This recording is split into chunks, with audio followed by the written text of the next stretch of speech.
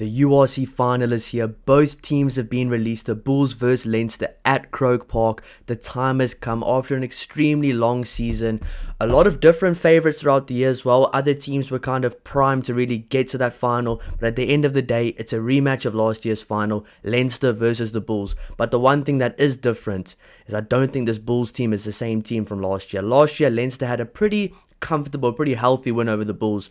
I don't think it's going to be the same this year, but I cannot wait for this game. Friday night, URC Grand Final. This is going to be absolutely epic. But if you do enjoy the content, please don't forget to like and subscribe to help the channel grow. I appreciate all the support, and with the Nations Championship, there's going to be so much more content coming out for all of the nations. So if you do enjoy the content, hit the subscribe button and stick around. It's going to be absolutely awesome. But let's get right into it. We're going to go through the lineups a bit, then we're going to go through some of the key areas where I think both teams need to be very accurate if they want to win. And just looking at some of the key matchups as well. So look, starting off with Leinster's team over here. Let's start off with Leinster's team. They have gone for Kay here at number 1. Number 2, Ronan Kelleher. Number 3, Tide Furlong. Number 4, Joe McCarthy. Number 5, James Ryan. Number 6, Deacon. Number 8, Caelan Doris. Number 7, Josh van der Fleer. Caelan Doris is captain, by the way, of course. Number 9, Jameson Gibson Park. Number 10, Sam Prendergast with another start. Number 11, playing his final game for Leinster, James Lowe. Number 12, Jamie Osborne. Number 13, possibly playing his final game as well for Leinster,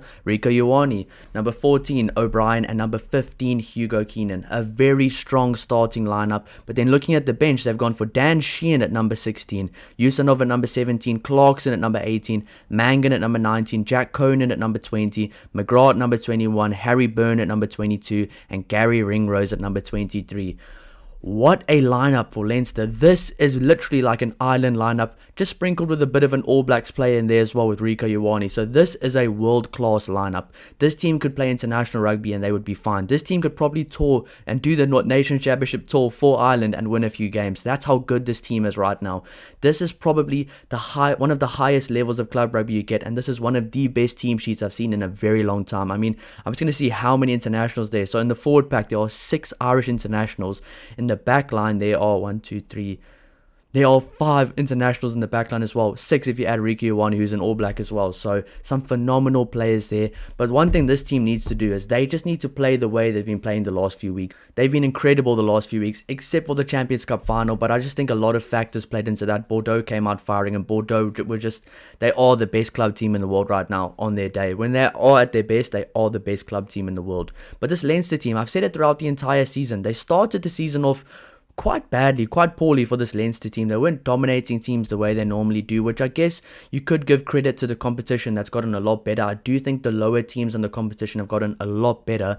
But that being said, there were games where Leinster were definitely dominating, but they just weren't putting teams away on the scoreboard that much compared to other seasons. So there was a bit of a flipping point. I think it was towards the end of the URC season, kind of the last month of the URC season, and the kind of beginning of the playoffs for the Champions Cup, where it was just a flip of a switch in this Leinster team, and they just started playing such better rugby. They were just playing such smoother, more attacking rugby. They were looking more dangerous in every aspect of the game. Set piece was better, lineouts were better as well, attacking was better, defense was better. The whole cohesion of the entire team was just so much better. I know lineouts is set piece, but they were just better all over the field, and they were just better in every aspect of the game. So I do think the one positive from this Leinster team is they haven't declined at all throughout the entire season. They've just gotten better and gradually gotten better throughout the entire season, which I think kind of is a bit of a testament to how the Ireland team's been as well. I mean, last year, November, Ireland was horrific. They had a horrific end of the year tour. They were bad against New Zealand. They were bad against South Africa. They were just not at their best at all. There were players injured. There were a few things going on that did kind of disrupt the team and disrupt the whole kind of 23 that they normally play. But that being said, the same with Ireland. They've slowly been progressing as well. And I think it's a theme between both of these teams. Obviously, because there are so many Irish internationals as well. And there were a lot of injuries early on in the URC season. So it does make sense that these players have become more match fit, got more match experience, and getting back to their best as well. But that being said, this is a phenomenal Leinster team. But let's move on to the Bulls squad. They have selected a very strong team for this game, starting off with number 1, Gerard Steenkamp, number 2, Johan Grobelaar, number 3, Franco Kloppe, number 4, Ruan Vermaak, number 5, Ruan Nortje, number 6, Marcel Coetzee as captain. He has been like captain fantastic this year for the Bulls. He's been absolutely excellent. I've even said if Sia Khaleesi and all of the leaders on the Springbok team get injured, I would bring him in just as a leadership kind of perspective, because he's been absolutely awesome for the Bulls this year. Number 7, Elrich Lowe. Number 8, Cameron Hanekom. Number 9, Embrose Papier. Number 10, Andre Pollard. Number 11, Stravino Jacobs gets another start. He was actually really good against Glasgow 2 weeks ago. I thought he was excellent in that game. He kind of proved the doubters and the haters wrong, and he was beating his defenders almost every single time he had the ball in hand. Number 12 and number 13, the centre combination remains the same, with Harold Forster at number 12 and Kanan Moody at number 13. Number 14, Kurtley Orense. I mean, this guy, he can be a game changer this year. And number 15, Villiers Leroux. A very strong starting lineup there with a lot of Springbok players and a lot of current Springbok players as well.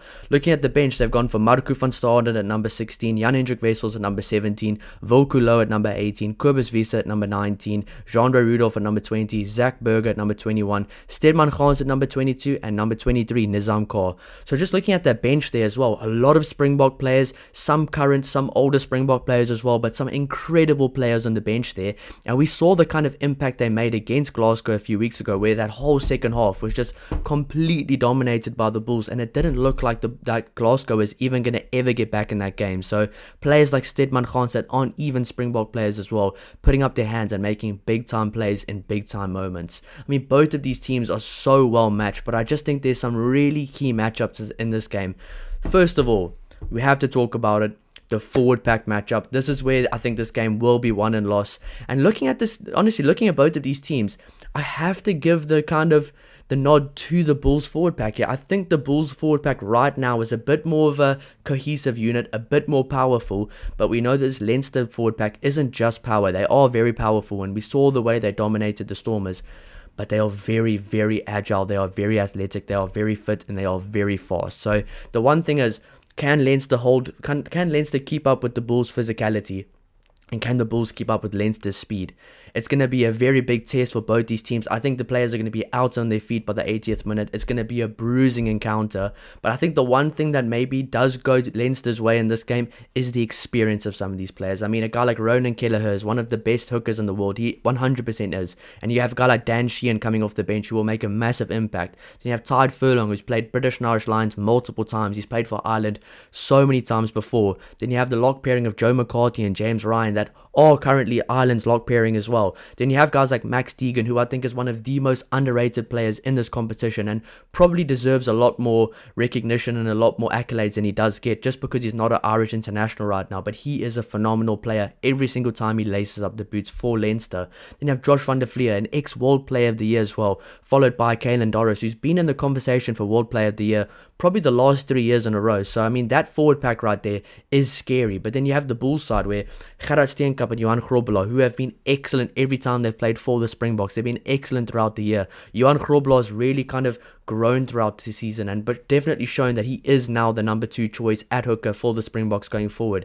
Franco Klopper had an excellent game last week. He was in my team of the week for the semi-finals as well. Then Ruan Vermaak, a massive human being who is extremely physical, but also very good with the skills as well. Then Ruan Norkia, the key engine room player for both the Bulls and the Springboks in my opinion. He is that kind of Peter Steph du Toit for this team right now. He's going to be everywhere. He's going to be doing everything. And just looking at the loose trio, I think I have to give the win here to the Bulls loose trio. I mean, Marcel Coetzee, Elrich Lowe and Cameron Hanekom are all in the form of their lives, playing some incredible rugby. And last time out, when these two teams played against each other in the final, there was no Elrich Lowe and there was no Cameron Hanekom. So that's going to be a big difference this time, and I think those players are going to make a massive impact and a massive difference at least staying in the game till the 80th minute. This isn't me by any means saying I think the Bulls are going to win. I haven't given my prediction yet, and I think it's going to go down to the 80th minute. To be honest, I think this is one of the most 50-50 games we've seen the entire year in the URC. I think this game's going to go down to the very end, maybe even a penalty kicking shootout like we saw between the Munster and the Sharks last year. This game is going to be extremely close. And now just looking at the backline as well, the 9 and 10 combinations, we have Jameson Gibson-Park and Sam Prendergast up against Embrose Papier and Andre Pollard. I think that 9 battle is going to be absolutely excellent. Jameson Gibson-Park, one of the best scrum-offs in the world, probably is the best scrum-off in the world on his best days. And then Embrose Papier, who in my opinion right now is the most informed, currently the best informed scrum-off in South African rugby, and will 100% in my opinion be playing against England in that first game on the 4th of July. So 2 extremely good scrum-offs against each other. Then you have inexperience versus versus experience with Sam Prendergast and Handré Pollard. Now, Sam Prendergast, he was the villain for the Ireland team. People were hating on him. I don't ever like seeing fans kind of being negative like that to a player, but he didn't have the best Six Nations, but he's really come back and bounced back from that. He's been absolutely excellent, and I think it's just right that they start Sam Prendergast in this game with Harry Byrne on the bench. Who plays for Ireland though? I will be talking about that in the preview for Ireland coming out early next week. I will be reacting to the Nations Championship squad as well today, so if you do enjoy the Irish content, stay around for that one. That's going to be a fun one. But I will be going over who I predict will be the fly half for Ireland with Jack Crowley out, so keep an eye out for that one. But I am happy that Sam Prendergast is getting the start for this game. He does deserve it based on his form recently, but he is up against the guy, the Iceman, the legend of South African rugby, Handré Pollard. He's kicked the Springboks to two World Cup wins right now already, maybe three in years to come. Probably won't be the number one choice fly half for that World Cup in my opinion, but I do think he has what it takes to win this game for the Bulls as well. He also has what it takes to lose the game for the Bulls as well, as we saw in that Glasgow game.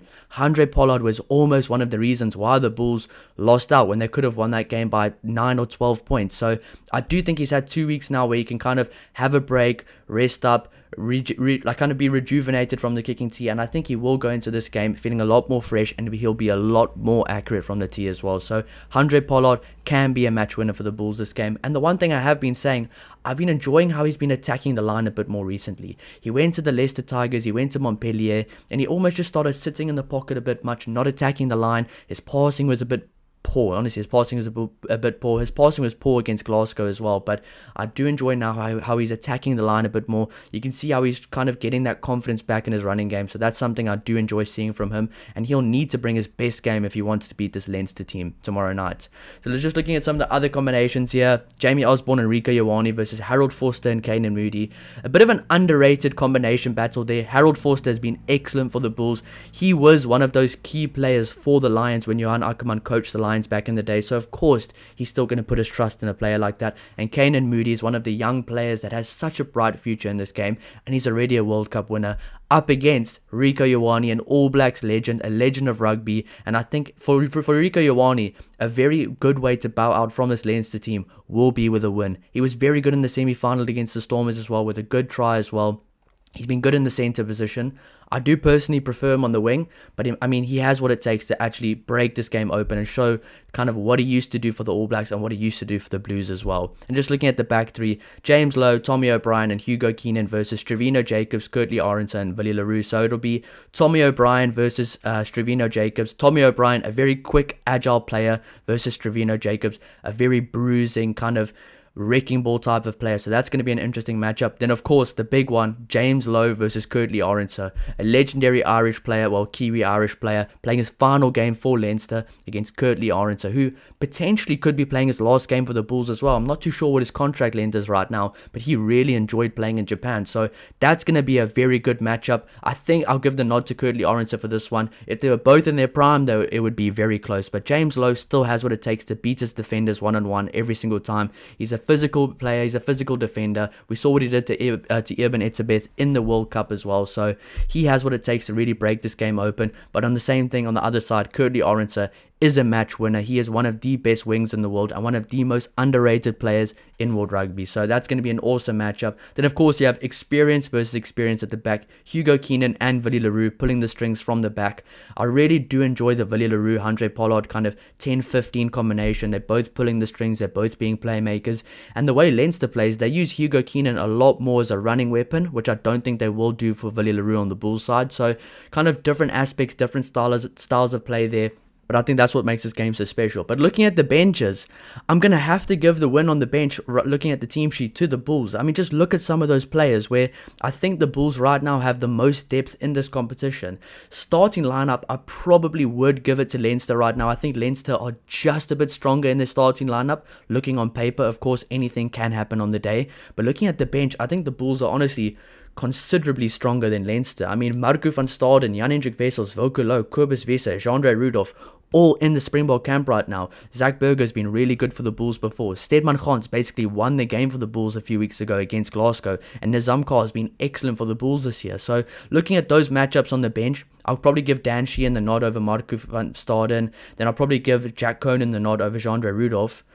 and maybe Gary Ringrose around there, but that's probably about it. I mean, it's pretty close on the bench, but I definitely think the Bulls have a stronger bench in this game, and that could be a massive difference maker as well. We saw the second half of the Stormers vs Leinster game. Leinster was kind of pounding the door down, but they just couldn't get through, and the bench came on and didn't make the best impact either. Then on the other side, for the Bulls vs Glasgow game, the Bulls had a shocking first half. They had a good start to the second half, then the bench came on and just caused an absolute havoc and absolutely won the game for the Bulls against Glasgow. So could we see something similar? I don't know, but it is time for the prediction for this game.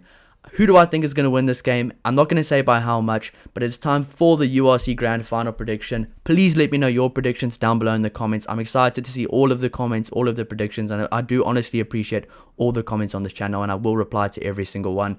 My prediction for this game, non-biased, because it's obviously a South African jersey. I think I'm going to go with Leinster for this one. As a South African fan, I want the Bulls to win. I can't lie, I do want the Bulls to win because of all the Springboks they have in that team. I just think it's going to be a very close game, but I think Leinster's going to come out the gates absolutely firing and doing what they do best in these URC finals and these URC games we've seen before. Same thing happened last year. I know it's a different Bulls team, but I just think Leinster are going to come out firing the same way Glasgow did a few weeks ago, but I think Leinster knows they have to watch that bounce back from the Bulls. So for me, I think Leinster might just win this game. I will not be surprised at all if the Bulls win this game. And to be honest, this is a very difficult prediction to make. And sometimes I wish I don't have to make predictions at all. To be honest, I don't have to. I still just do it. And I still get roasted in the comments if they are wrong. I've seen those comments. But I do think Leinster will win this game, but I think it's going to be a very close game. And if it does come down to that second half and they are even, then the Bulls might just sneak away with it with that strong bench. So if Leinster gets an early lead, I think Leinster wins. But if it's kind of level scores around the 60-minute mark, then I think the Bulls might win. So I'm going to go with Leinster, but let me know your predictions down below in the comments. I cannot wait for this game. Can the Bulls kind of keep up with Leinster's pace? Can Leinster keep up with the physicality as well? This is going to be an absolutely awesome game, but let me know your predictions down below. I can't wait for it. I'll see you in the next one. Cheers.